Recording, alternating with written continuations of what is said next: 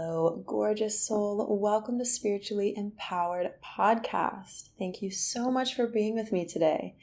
This episode is a quick solo cast. I really did not expect to make this into a podcast. I just started recording because I wanted to remember what happened in my meditation this morning. But it ended up being really special and it turned into a podcast. So I'm going to share it with you right now. Take a deep breath with me. That's my invitation. I invite you to just be as you are and be open to receive. And let's begin.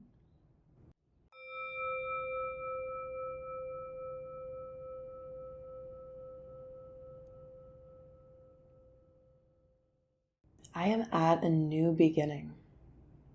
There is this freshness, this longing, this desire, this pull towards something else. And I balance that pull with being present in the now, realizing that this is heaven on earth.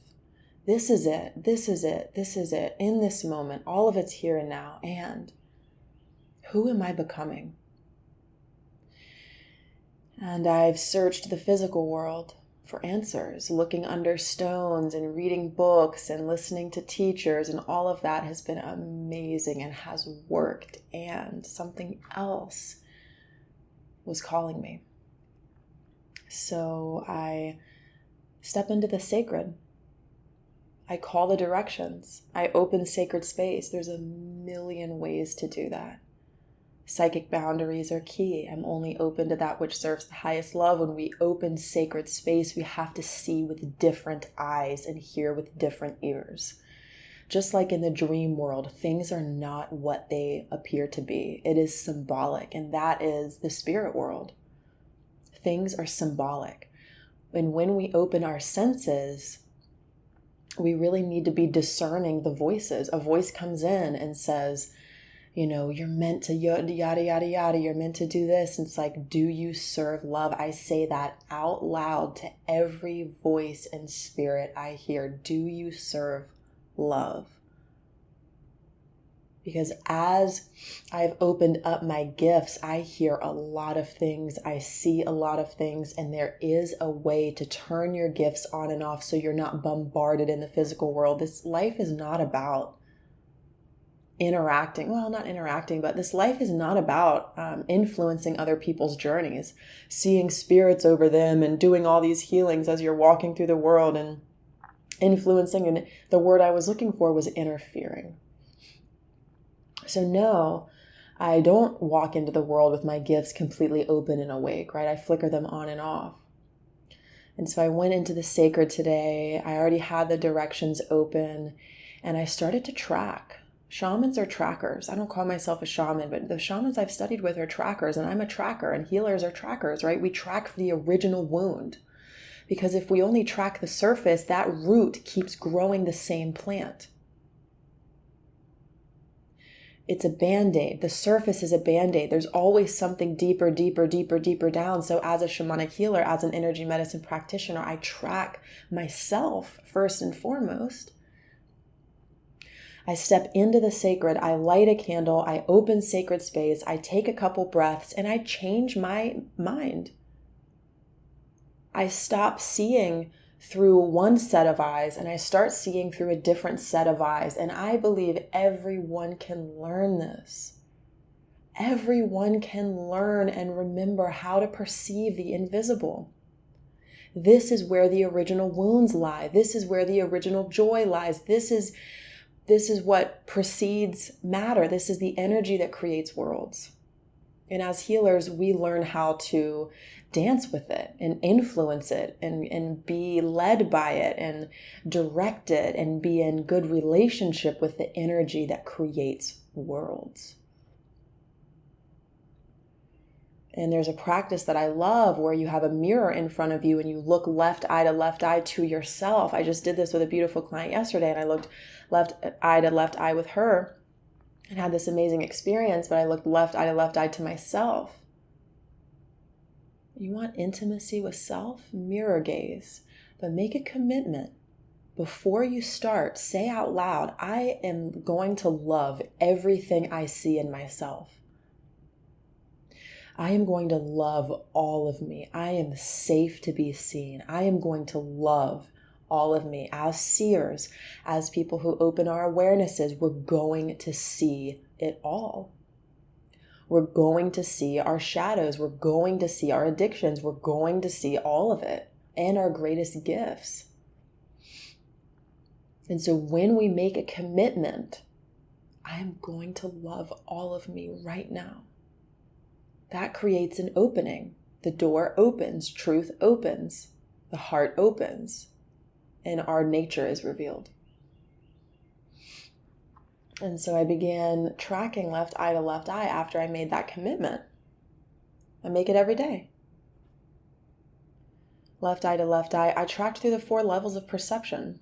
And this is from my shamanic training. I tracked, and we work with animal guides and archetypes. And this is not going to teach you how to do that because that was in the training, and I want to honor all the teachers and the teachings that were in that sacred space. There's a million ways to do this, but I want to share with you what I experienced. I tracked through serpent, and I saw all of the physical level ways in which my life is no longer aligned with who I am becoming. Aspects about my routine, aspects about how much I spend my time alone. What parts of this physical 3D life of Ashley is not in aini or right relationship with my becoming. And I saw that. The images flashed in my mind. I got into a receptive space where I wasn't going to judge it. If we judge, we have just put blinders on. Judgment blinds us. If we're not willing to see our addictions, if we're not willing to see where our life could be upgraded, if we're not willing to see this or that or this or that, if we're not willing to realize, hey, this partner's not right for you, or hey, this job's not right for you, we're going to be blinded. And we're going to wake up one day and say, who the fuck am I and where have I been living? This is not true for me. And then honestly, that's when we can literally get sick. When we live against our truth for so many years and so long, these stress energies rise up in the body, and this level of resistance actually takes hold of the body and can truly overcome us and turn into disease. And some people will say cancer saved my life because it woke me up. And the idea is to be willing to see and hear the quiet whispers and not the yells of spirit. And one way to do that is say, I am the witness. I am not my thoughts. I am not this. I am not that. I am the witness, and I'm willing to see myself. I'm willing to see this. And when we see, we kind of have to change, right? You can't unsee something. When you see, you're going to be asked to walk differently in your life.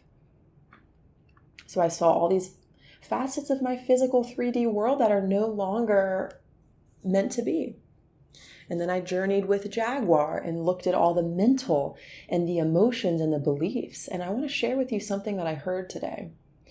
And it's about the healer archetype. So our lives are based on archetypes, really. The archetype of the artist, the archetype of the healer, of the mystic, of the teacher, of the guide. We all have these archetypes. And I learned recently that if you come into this life with a healer archetype, you're here to help, you're here to serve, you're here to heal. You'll come into this life with a sacred soul wound. Because how can we offer healing if we've not yet first offered it to ourselves? And why would there need to be healing if there was no wound to begin with? So we come as healers and we come with wounds. And that's just the way it is. That's a part of that archetype, of the healer archetype. It's the fire from pain to purpose. You transform a wound and you show your community how to do the same thing in their own way. You turn pain to power. That's the archetype of the healer. And if you have that archetype, then you're on that path. What I heard, though, was very interesting because I'm someone that's tracking into my career and tracking into my money and tracking into the 3D world, tracking all these levels, really. But anyways, once I got to Jaguar and the mental and the psyche aspect of my being, we all have these different layers, and yoga teaches us this too, right? With the koshas, with the layers of the self. So many different traditions talk about the layers of the self, the physical layer, right? Our life, our table, our chairs, our people, the physical world, and then the mental level, the beliefs, the invisible thoughts, the invisible emotions, the psyche, the chitta, as yoga would call it, the jumping thoughts. And so there's so many traditions that speak of these layers. So I tracked into the layer of Jaguar and into the layer of my mind, and I heard, you love to suffer. I just heard it in my head, and I'm like, do you serve love? Yes. Oh, wow. You like to suffer. I said, well, why? I'm just listening. I'm looking, I'm gazing into my eye, and I'm listening. You like to suffer. Why? It's a badge of honor. It's a badge of honor for you. It's prideful. I'll carry this weight. I am this healer. It's prideful. You have this badge of honor of suffering. Many healers do, is my feeling on it. It's like, wow, that's really interesting. And then I went into Hummingbird. I went into the sacred dream, the blessing, the truth, the wisdom. And I saw myself on stage again. And I saw the type of people that were in the audience. And I saw the dream unfold before my eyes. My destiny. That's not pre-written per se, but it's being written every moment. Every word that I say shapes my destiny. Every word I say shapes my reality.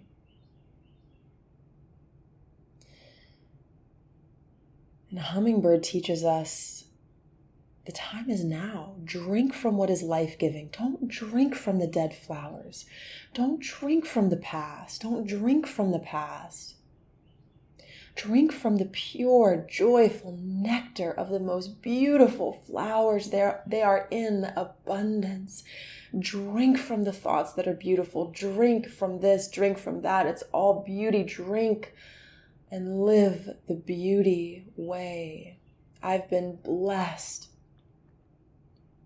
I've been blessed to remember these ancient teachings of the beauty way and of walking with beauty and walking as beauty on the earth. What a blessing.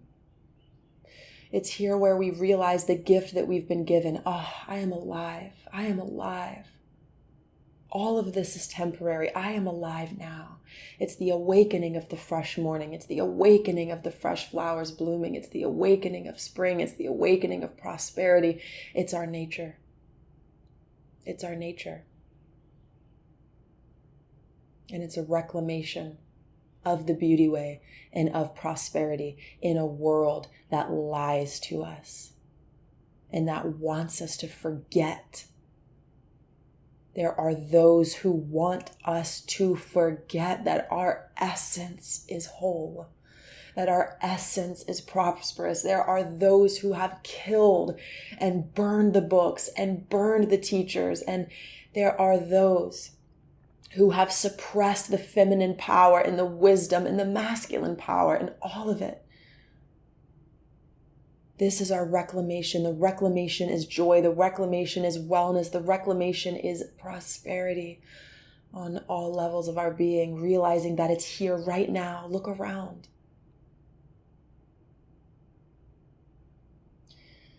And then I released Hummingbird, Siwarkente, thank you, thank you, thank you. And then I moved into Eagle and I said, or I didn't say, it said, I could see it in my eyes. I could see my face more if I move into Eagle, which is,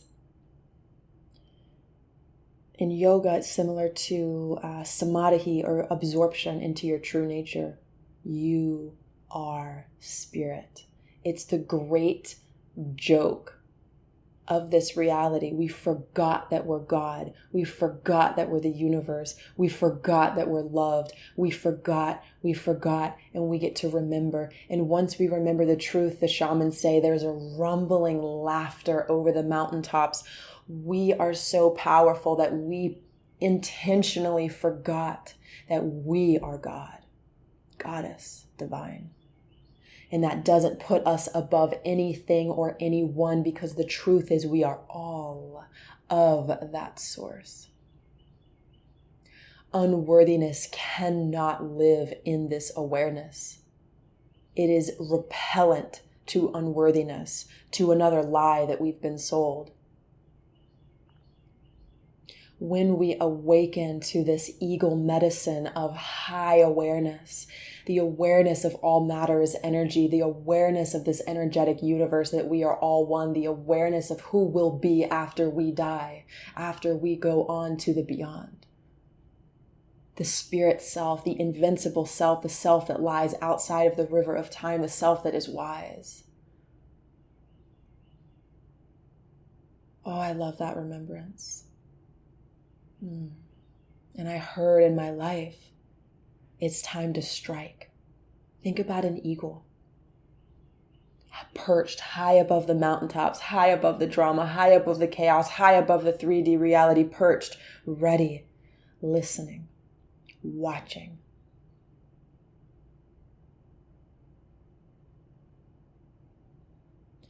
Ashley, it's time to strike. Here's your path forward.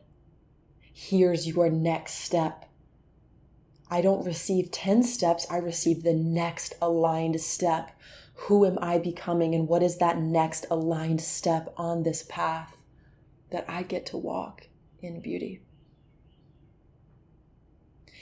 And we won't feel ready, and we won't feel ready, and we won't feel ready, and we won't feel ready, and yet the calling is still persistent. When will you go on that journey?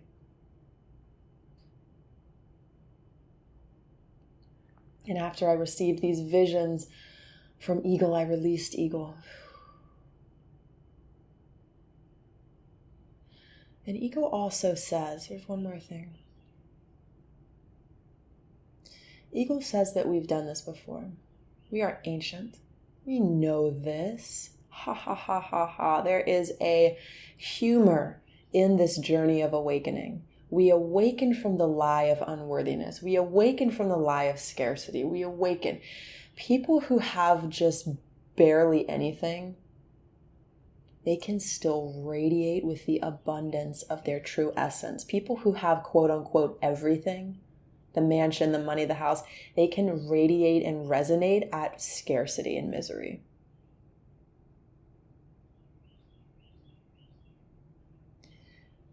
Our essence is not determined by our reality. Our essence influences our reality directly. That's the thing that's called law of attraction, right? Like attracts like. When you are embodied in this essence, in this awareness, in this beingness of your worthiness, you will repel what is not meant for you. Things will walk out of your life and you'll say, how the hell did this happen? You remembered. We don't have to fight and heal and work and work and work. We just literally have to remember. Everything shifts when we remember. Remember thousands of times a day. Ha ha ha. Oh my God, I forgot. Ha ha. I was telling you this whole unworthy story and I totally forgot, and then I suffered, and now I'm like, oh my God, I'm totally God, and it's amazing. And I love myself, and I love myself, and I love myself. And I'm divinely guided, and I'm divinely guided. And we release the songs that are negative. And we release the TV shows that are negative. And we release this shit, this poison. We are no longer willing to drink the poison that is handed to us on a golden platter. No, I'm okay. Thank you. Oh, no, I don't think I'll have that. No, I don't really want to do that. I don't really want to see that. I don't really want to be a part of that. We get ruthless and we're gentle about it, right? We don't have to slay these dragons. I mean, that's fun. We can do that. Fine. But that's only a little part of it, right? This sustainable piece is, I know who I am, and I'm not really into that, right? Creating space for what you are into. Let something else come in. Consume as a god, consume as a goddess, consume as a divine one. What would the divine one consume? What we consume, we become, we merge with.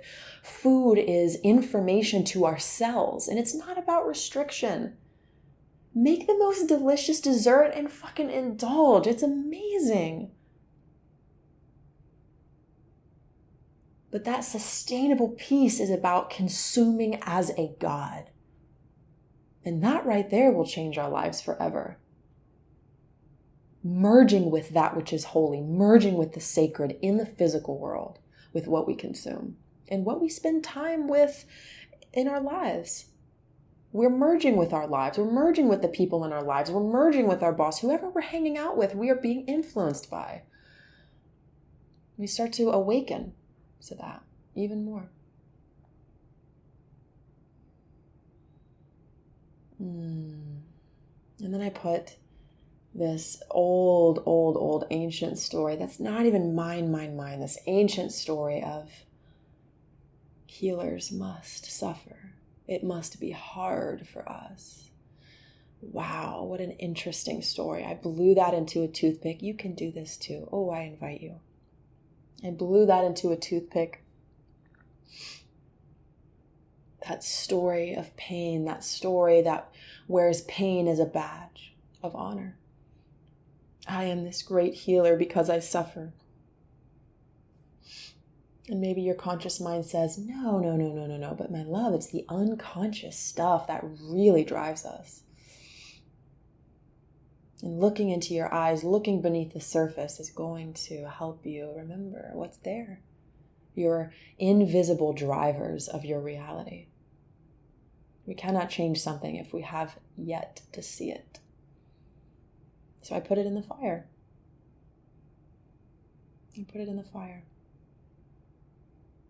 And then I breathed in joy. I took my hands over the fire and I brought the flame into my low belly, my heart and my mind, and brought in joy. Brought back joy, pure source energy.